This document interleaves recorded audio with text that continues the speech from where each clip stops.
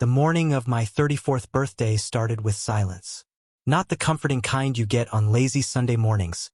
Soft light creeping through the blinds, birds outside, the distant hum of life beyond your window. No, this was different. This was the kind of silence that hums in your ears like pressure, like you're underwater, like your life took a sharp left turn and forgot to tell you. I woke up alone, which wasn't unheard of, but still unusual for that day. Molly loved birthdays. Mine, hers, the dog's. Didn't matter. She went all out. Streamers, breakfast in bed, handwritten notes hidden under my coffee mug. Once, she rented a hot air balloon. We didn't even go up in it. It was grounded due to wind, but she tried. So, waking up to nothing, not even a whisper of happy birthday, sent a small chill through my spine. I sat up and stared at the empty space beside me. Her side of the bed was untouched, not even a dent in the pillow. The digital clock on the nightstand blinked. 6:47 a.m. I rubbed my face and forced myself out of bed. The hardwood cool beneath my feet as I shuffled toward the kitchen. The house felt stale. Still, like it had been waiting for me to notice something was off. That's when I smelled it, coffee. Molly never made the coffee. Not once in the 6 years we'd been married. That was always my job. My quiet ritual. I'd brew it strong and black, the way she liked it, and she'd groan from the bedroom, "You're an angel." The pot was full. I stood in front of it for a second, just staring. The slow drip from the machine had already stopped, and the burner was still hot. Couldn't have been made long ago.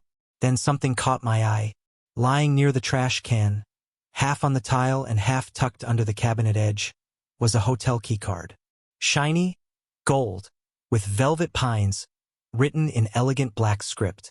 A single white demagnetized stripe ran across the back. It looked out of place, like it didn't belong in our house or in our marriage. I picked it up. It was light, cold, impersonal. The kind of card you throw away after checkout without thinking twice. But I thought about it. My mind raced through possibilities. Molly was out last night. A bachelorette party, she said. Her coworker Sabrina's. It was on the east side of Austin, and the Velvet Pines Hotel was way across town, near the Domain. Nowhere near where she claimed she'd be. And no one from her friend group mentioned staying there when they posted selfies from the rooftop bar. Still, I wanted to believe it was nothing. Maybe she stopped there to use the bathroom. Maybe they needed a room for someone who drank too much. Maybe. Then I noticed the receipt. It was next to the recycling bin, barely visible, folded into a tight square. The top line showed a timestamp, 3:40 a.m. 2 cocktails, Cherrywood Old Fashioned, and a Pineapple Bliss. Barcode from Velvet Pines Lounge. Signature scribbled in that familiar swoop Molly always used when she was tipsy. 3:40 a.m. She told me she'd be home by 1. She came in around 6. I sat down at the kitchen table, keycard in one hand, receipt in the other. My brain felt like it was trying to jog underwater. Thoughts moved, but they were sluggish, distorted. The more I tried to string together explanations, the more frayed everything became. Then I heard the front door creak open. She stepped in quietly, heels in one hand, phone in the other, bag slung low off her shoulder. She looked wrecked. Her dress, the same one she wore out last night, was wrinkled and dotted with glitter from the club. Her hair, once curled neatly, now fell in loose, tangled waves. Black eyeliner had smudged beneath her eyes, giving her a hollowed-out look. Her lips were dry, cracked around the corners. "Hey," she said, offering a sleepy smile. "Happy birthday, babe." She leaned in to kiss me, and I froze, just for a second, just long enough for her to notice. She paused, hand still midair, eyes darting to my hand resting on the table. The keycard sat between my fingers. Her smile faltered. "Oh, I forgot to toss that," she said, voice light, too light. "It's nothing." I said nothing. She stepped further into the kitchen, dropping her heels by the pantry. Her phone buzzed, and she glanced at it before flipping it over. We were gonna Uber home around midnight, but Jen got sick. Like really sick. We had to get her somewhere fast, and that hotel was the closest. I nodded slowly, keeping my face unreadable. She didn't want to go to the ER. And Sabrina said she knew someone at Velvet Pines who could hook us up with a discounted room. Her voice was casual, steady. Too steady. She was good at this. She walked over to the sink, poured herself a glass of water, and downed it in one go. Her hand shook slightly as she set the glass down. Ugh, I'm dead. We barely slept. I kept checking on her all night. She's fine, though. I looked down at the receipt, still folded in my hand. She hadn't said anything about drinks. She hadn't said anything about being up at 3:40 in the morning, ordering cocktails. She hadn't said anything about the fact that she came home in the same dress, same heels, same smeared makeup, but now with the added scent of cologne. Not mine. Something woodsy, sharper, not the soft aftershave I use. And there was a faint mark on her neck. Not quite a bruise, not quite lipstick. Something in between. I didn't ask about it. Instead, I asked, was the room under Sabrina's name? She blinked. Yeah, I think so. Why? Just curious. She smiled again. Too quickly. Then she walked past me, dropped her purse on the couch, and said she was going to shower before breakfast. I watched her leave the room. When the bathroom door clicked shut and the water started running, I stared down at the items on the table again. The keycard, the receipt, the half-finished cup of coffee. I wasn't a jealous guy. At least I didn't used to be. But something about that morning was too perfect in its imperfection. The explanations too neat. The timing too coincidental. Molly wasn't a great liar, but she'd clearly practiced this one. I got up, tucked the keycard and receipt into my desk drawer, and sat back down. The coffee was cold now. So was something inside me. After she left for work that morning, hair still damp, makeup barely touched up, acting like nothing had happened, I found myself sitting in my car, parked 2 blocks from our house, engine off, keys dangling uselessly in the ignition. I told myself I was just going out for air, maybe coffee. But I didn't drive. I didn't even move. I just sat there and started thinking. Not just thinking, remembering, piecing things together. And the worst part? Everything that once felt like random moments of daily life now felt like exhibits in a trial I didn't realize was happening. Little things I'd brushed off, rationalized, laughed away, all came back with razor-sharp clarity. Only now they didn't feel like jokes. They felt like warnings. The first one was small, her location suddenly disappearing on the app we'd used for years.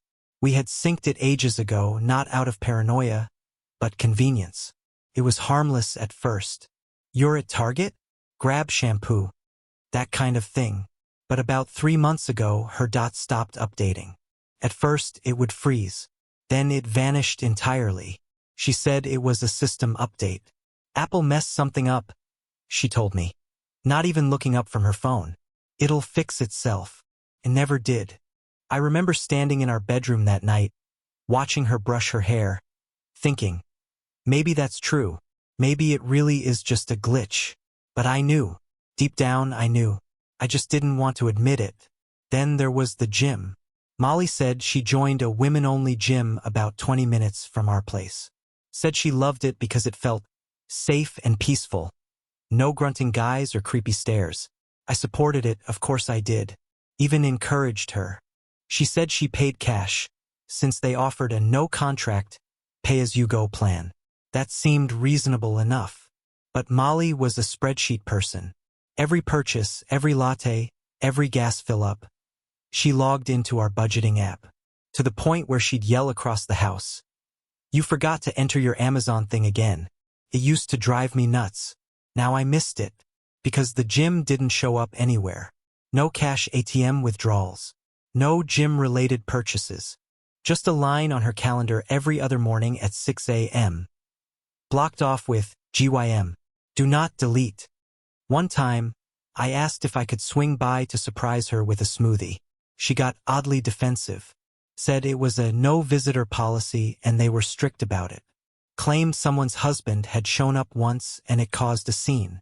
It's just one of those spaces, Josh, she'd said. It's sacred. I nodded. But later that week I drove past that gym. Sat in the parking lot. Watched the front door for 30 minutes. She never showed up. What did show up, though, was a sudden change in her routine. She started locking her phone. Not just a fingerprint, an actual alphanumeric code. One day I reached for her phone to silence a call, and she practically leapt across the room. "I just don't want anyone accidentally opening my client files," she said. Molly worked in PR, not the CIA. Even weirder, she began muting notifications, then hiding banners, then, without explanation, turning her phone over whenever she was with me, always face down. She used to laugh at people who did that. Said, "What are you hiding? A second life?" Guess she answered her own question. One afternoon, about 2 months ago, I found a receipt in the passenger side of her car. A small, glossy printout from a boutique lingerie shop tucked into a retail plaza we'd never visited together. She'd bought something called the Clara set. I had to Google it. Black lace, sheer, bold. Not exactly the kind of thing she wore at home. When I brought it up later, half-jokingly, she waved it off. "A gift for Sabrina's bridal shower," she said. "You know, lingerie party stuff. Embarrassing gag gift. Except that set never made it to the party. I know because I helped carry in the actual wrapped gift she brought. A diffuser and bath salts. So where did the Clara set go? Probably to Velvet Pines. There were other signs. Subtle but damning. Her car started smelling different. Not bad, just different. Cleaner. Sharper. Cologne. Not mine. Something woodsy, expensive. A scent that clung to her jacket sleeves and lingered on the seatbelt. I asked once if she switched detergent. She blinked. Yeah, new pods. Forgot to mention it. She didn't forget. She was just improvising. And then there was social media. Molly had always been big on Instagram, posting from restaurants, concerts, coffee shops. But lately, her posts were different. Still artsy, still curated, but impersonal. Just a photo of a drink on a bar. A plate of pasta lit by candlelight. A rooftop skyline at dusk. Her captions grew more vague. "This city never gets old. Late nights, deep talks. Needed this. Never a friend tagged. Never a face shown.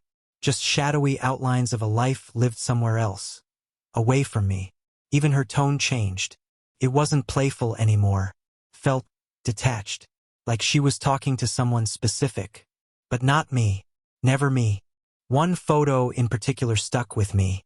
A hotel hallway, dimly lit, with a velvet chaise lounge tucked beside an elevator. Her caption read, "Sometimes you just have to slow down." I zoomed in. The wallpaper matched the one in the Velvet Pines lobby. I remembered asking her about it. She smiled. "Oh, just one of those mood photos.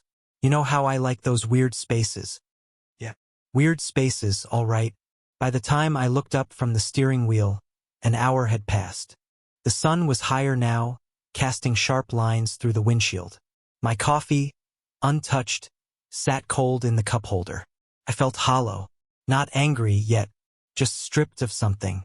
Like trust had been peeled away slowly, one layer at a time, until nothing remained but doubt wearing a friendly face. But I didn't confront her. Not yet. Because something inside me needed to be sure. Fully sure. Beyond the benefit of the doubt. Beyond love even. I needed to know, absolutely, that I wasn't losing my mind. Because if I said it out loud, "I think you're cheating on me," and I was wrong, everything would break anyway. So I waited, watched, gathered. A memory isn't just a flashback. Sometimes it's a breadcrumb. A signal you ignored at the time because you trusted the person holding your hand. Now I walked those trails backward, tracing every innocent explanation she gave, and realizing, maybe none of it was innocent. Maybe I'd already been left behind. She just hadn't bothered to tell me yet. They say the truth always finds its way out. But sometimes you don't wait for it to knock.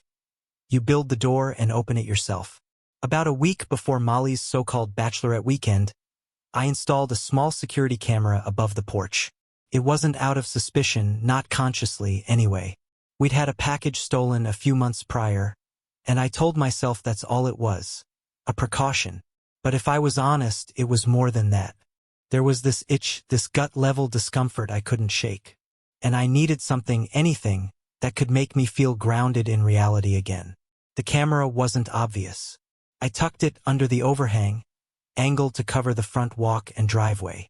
Nothing fancy, just motion-activated video with night vision and autocloud sync. It barely made a sound, but it saw everything, and that turned out to be more than enough. The morning after Molly's return, after she left for work with a tired smile and a quick kiss that barely grazed my cheek, I sat down at my laptop with a strange calm in my chest. I didn't feel like I was looking for proof of infidelity. I felt like I was reading the final chapter of a book I already knew the ending to. The file directory blinked open Friday night. 12 motion events. That made sense. I clicked the first clip. Midnight. Molly walked out the front door in heels, a short black dress hugging her frame, laughing with two women I recognized as coworkers. They were giddy, slightly tipsy, and hyping each other up like teenagers sneaking out. Her laugh hit me hard. I hadn't heard her laugh like that in weeks, maybe months. Not around me anyway. They piled into a car parked at the curb. A white sedan. Rideshare, probably. I kept clicking through the timeline. Hours passed. Motion silence. Then, 2:56 a.m. The clip loaded slowly, the faint sound of tires crunching gravel reaching my headphones. A dark sedan pulled into the driveway. I leaned in. The driver's side door opened. A man stepped out, tall, broad shoulders, wearing a black button-down, sleeves rolled to his elbows. Then the passenger door opened. Molly. She got out barefoot, heels in one hand, clutch in the other. Her dress was wrinkled now, hair messier than it had been at midnight. She looked free, like she'd just run through a thunderstorm and enjoyed every second of it. The man walked around to her. He said something I couldn't hear. She laughed. Her head tilted toward him, hand resting briefly on his chest. Then he put his arm around her waist. Not the way friends do. Not the way coworkers do. She didn't flinch. She leaned into it. And then she kissed him. Not on the lips, just the cheek. Quick, but too mate to ignore. A kiss that said familiarity. A kiss that belonged in the shadows. I paused the footage. My hand was shaking. There it was. Not just suspicion. Not just text messages or late-night receipts or suspicious cologne. This was a frame-by-frame betrayal. The kind that silences you not because you're surprised, but because now you know you're right. And that changes everything. I replayed it. Not because I needed to, but because I couldn't stop myself. I watched the way she lingered with him. The way he touched her like someone who knew her. Someone allowed to. The way she looked at him. Not nervously, not guiltily, but comfortably. Like they'd done this before. She said she stayed at the hotel to take care of a sick friend. That's what she told me. But the video didn't show her helping anyone into the house. No one else got out of the car. Just her. And him. The 3:01 a.m. They hugged again. This time longer. She whispered something. His hand slipped lower on her back. Then she stepped away, heels in hand, and jogged up the steps barefoot. She looked happy. Not tired. Not stressed. Not like someone who'd spent the night caring for a vomiting bridesmaid. Happy. I didn't sleep that night. I just sat in the dim light of the living room. The clip paused on my laptop, as her face smiled at someone who wasn't me. You think the moment of confirmation will bring relief. It doesn't. It brings clarity. But clarity can hurt more than confusion ever did. Because confusion gave me hope. Hope that I was wrong. Hope that I was overthinking. But this was proof. Undeniable. Sharp as broken glass. I didn't confront her. Not yet. That might sound weak or even cowardly. But something inside me, something instinctual, told me that confrontation would only invite lies. And I was done with lies. So I saved the file. Copied it to a password-protected folder. I opened a new note and started logging everything. The gym lie, the lingerie, the system glitch, the social media breadcrumbs, the cologne, the receipt, the camera footage. Each entry read like a punch to the gut. But it also gave me something else. Control. I wasn't spiraling anymore. I was building. I ordered a second camera. One for the back entrance. Not because I needed more evidence, but because I wanted to see everything now. No more blind spots. No more trusting in shadows. I started noticing her patterns more sharply. Her moods, her casual lies. The way she'd leave the house in gym clothes, then return with hair done, makeup intact, not a drop of sweat in sight. The way her phone calls moved from open speaker to hushed whispers in the garage. The way she'd suddenly start humming to herself after disappearing for hours. Joy that didn't include me. She was living a whole other life. And I was the layover. At one point, I wondered if she even felt bad. Did she carry guilt like a weight? Or did she see me as a backdrop to her new storyline? The more I watched, the less I believed this was a slip-up. This wasn't an accident. This was choreography. Precision. People don't hide what they're ashamed of unless they know it's wrong. But they also don't hide unless they care about what happens when it's discovered. So maybe she did care. In her own twisted way. Or maybe she just cared about getting away with it. I backed up the camera files to a private drive. Printed out key screensh *TS and time logs. Started a folder labeled contingency. Not because I planned to blow it up immediately, but because I needed a parachute. You learn a lot about someone when they don't know you're watching. And what I learned about Molly was this. She was gone long before she walked out that door at midnight. I just hadn't caught up to her yet. But now, I was close. After watching the footage again, and again, I realized something unexpected. I didn't feel rage. Not the explosive kind, anyway. It was more like a deep, deliberate coldness. A quiet erasure of warmth. Not a storm, but a long, slow freeze. And I let it spread through me. Because silence, I decided, was stronger than screaming. Screaming gives them something to push back against. Silence makes them sit in their own echo. So I said nothing. That morning, I made her coffee. She walked into the kitchen in her favorite robe, the one I'd given her on our anniversary 2 years ago, and greeted me with a yawn and a kiss on the neck like everything was normal. Like she hadn't come home smelling like someone else's cologne 2 nights ago. "Did you sleep okay?" she asked, pouring almond milk into her mug. I nodded. "You're quiet," she added with a smile. "Birthday blues still lingering?" I shrugged and told her I was just tired. She bought it. Of course she did. She didn't think I knew. And that was my advantage now. For the next few days, I shifted roles. No longer husband. Not really. I was something else. An observer behind the glass, watching her perform the part of a faithful wife on a stage built from lies. I started documenting everything in that same encrypted folder I'd created after reviewing the camera footage. I called it Mirror, because that's what it was. A reflection of the truth she kept avoiding. I updated it every day. Screensh *TS of calendar changes. Copies of receipts she left lying around. Photos of her outfits, especially the ones she changed into after going to the gym. A log of every time she turned off her location, every odd Uber trip, every last-minute change of plans. I didn't need her to confess. I already had the story. Now, I just needed to make sure she wouldn't burn the house down when the truth finally arrived. So I called Finn. He was one of the few people I trusted completely. We'd gone to college together. He'd majored in finance and now worked as a private wealth advisor for people with too much money and too many secrets. He wasn't just smart. He was surgical. "Talk to me," he said.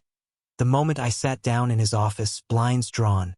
"I need to protect what's mine," I said. He didn't ask why. Just opened his laptop and said, "Start from the top." Over the next hour, I laid out everything. The receipts, the hotel, the gym lie, the video footage, the phone secrecy, the subtle isolation, the way she slowly removed me from her emotional life while keeping me around for appearances. When I finished, Finn leaned back in his chair and let out a low whistle. "You've been busy." I had to be. He nodded. "All right, here's what we do."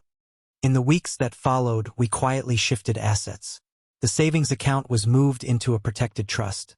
One that only I could touch and that would automatically lock if she tried to access it. College funds for the kids. Transferred into custodial accounts in their names. not ours. Safe. The house?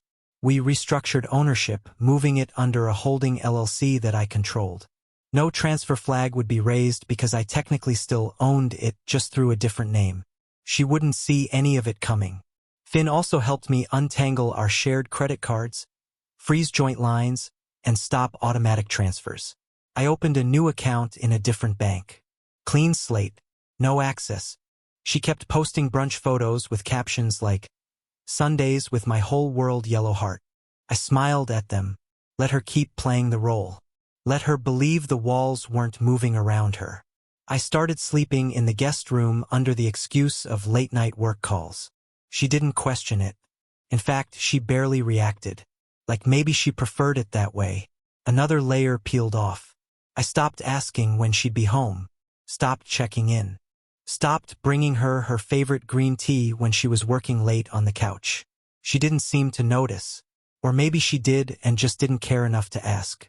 Every move I made was slow, controlled, like playing chess against someone who didn't know they were in a match. I was 10 steps ahead before she even realized she was on the board. I watched her grow more relaxed, more careless. She started leaving her phone out again. Once, I saw a preview text flash on her lock screen. "You looked amazing last night. Can't stop thinking about that dress." No name attached, just a number. She tilted the screen away when she picked it up. But I didn't flinch, didn't ask. She didn't even realize I'd seen it. That same night, I began writing a letter. Not a dramatic manifesto. Not a rage-fueled outpouring. Just a simple note. One paragraph. Straightforward. Surgical. "I'm done pretending. Not out of anger, but because truth deserves air. You knew what you were doing. And now, so do I." I printed it out, folded it twice, and slid it into the side pocket of the tote bag she always took to her bachelorette weekends. She was packing for another one soon. This time, Houston. Her friend Kara's event. Different city. Same lie. She wouldn't find the letter right away. But eventually, she would. And when she did, it would be long after I was gone. I wasn't planning a dramatic exit. No confrontations. No begging for honesty that was never coming. Just distance. Just truth laid bare. There's a power in restraint that yelling will never match. In knowing what someone did and still choosing how and when to respond. I started scheduling meetings with attorneys. Quiet consultations. Nothing filed yet. Just groundwork. One of them, Linda, looked through my file and said, "You've done more prep than half my clients do during the whole process." I told her I didn't want to fight. I just wanted out. "Then you're in a strong position," she said. "You've done your homework. And when it's time, you'll be ready." At night, I'd sit on the back porch with a drink in hand, watching the sky. Sometimes I wondered if Molly suspected anything. If she could feel the shift. If she noticed that I didn't reach for her anymore. Didn't ask how her day went. Didn't bring up weekend plans or surprise her with coffee at her desk like I used to. But if she noticed, she never said a word. And that, more than anything, told me what I needed to know. She wasn't fighting for us. Because in her mind, she'd already left. And now, so had I. The only difference was, she didn't know it yet. Our house had 2 stories, 4 bedrooms, an open kitchen, and 1 central lie. From the outside, it looked perfect. White siding, flower beds she insisted on planting every spring. A welcome mat that still read home is where the heart is. Inside, though, it had quietly divided into 2 separate worlds. Same roof, different lives. Molly moved through hers with ease. She cooked dinner most nights, pasta, stir-fry, grilled salmon on a good day. She poured glasses of wine and talked about deadlines at work, drama between clients, the kind of surface chatter that sounds like connection but means nothing. She'd sit across the table from me, nodding as I pretended to care about her story of a disaster Zoom pitch, never noticing that I didn't laugh, didn't respond, didn't ask for more. We were ghosts of our former selves. Polite, predictable, practiced. Every once in a while, she'd throw in a line like, "We should plan a trip soon." Or, "I saw this funny couple meme. It reminded me of us." And I'd smile, just enough to keep her from seeing the crater opening beneath us. I wasn't lying to her, not directly. I just wasn't correcting the version of me she wanted to believe still existed. She thought we were fine. I let her think that. She didn't know I'd removed my name from the shared credit card, that I'd scrubbed our joint calendar and started a new one she couldn't see, that the man sitting across from her every night was no longer wondering if she cheated. He knew, and he had a plan. I moved my things out of our bedroom a little at a time. First it was just a laptop, then a pillow, then my charger. A week later, my entire side of the closet was bare. She said nothing. Maybe she thought it was temporary. Maybe she thought I was giving her space. Or maybe she just didn't care enough to ask.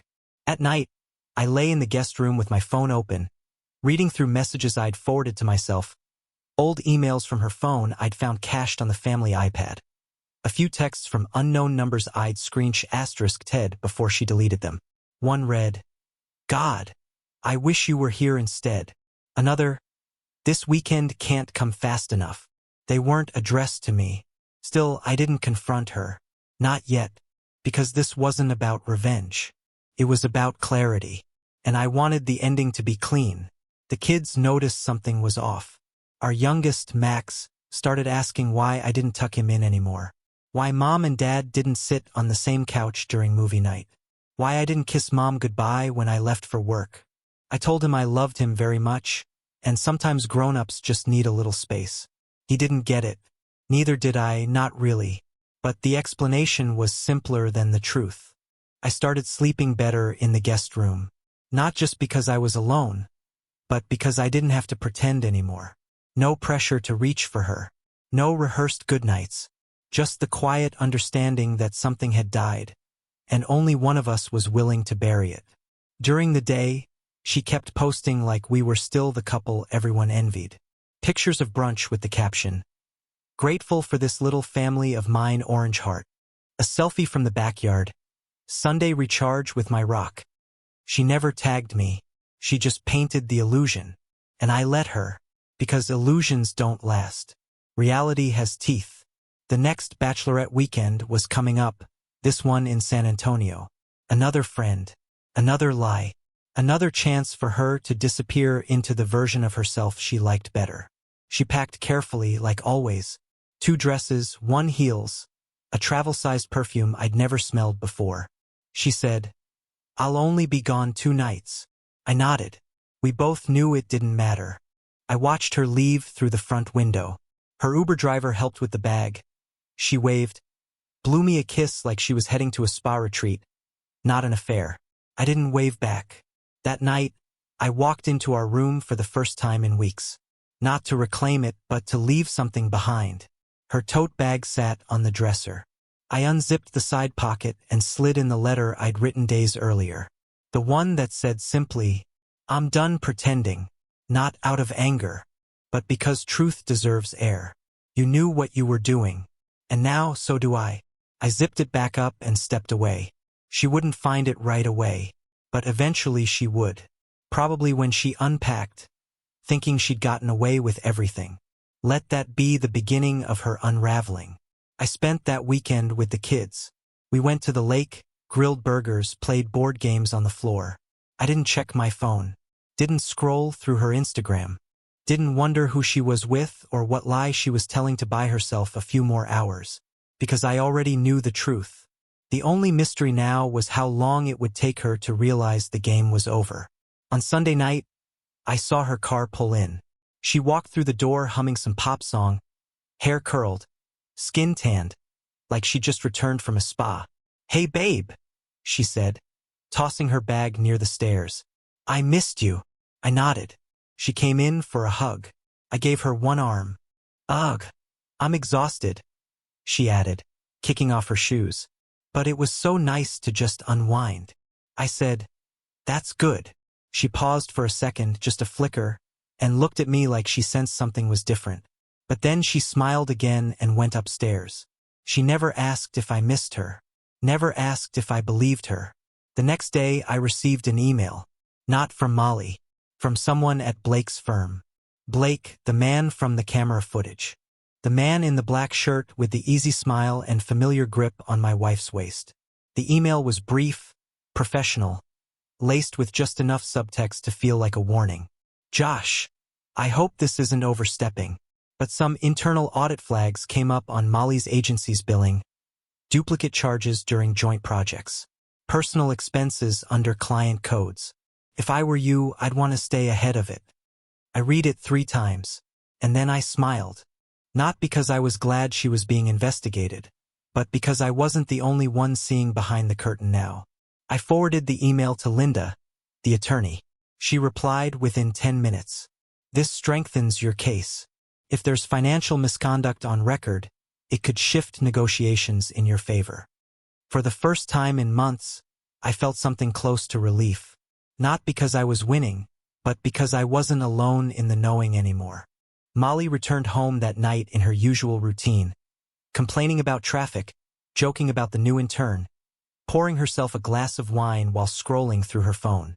She had no idea her story was already collapsing, and I had no intention of stopping it.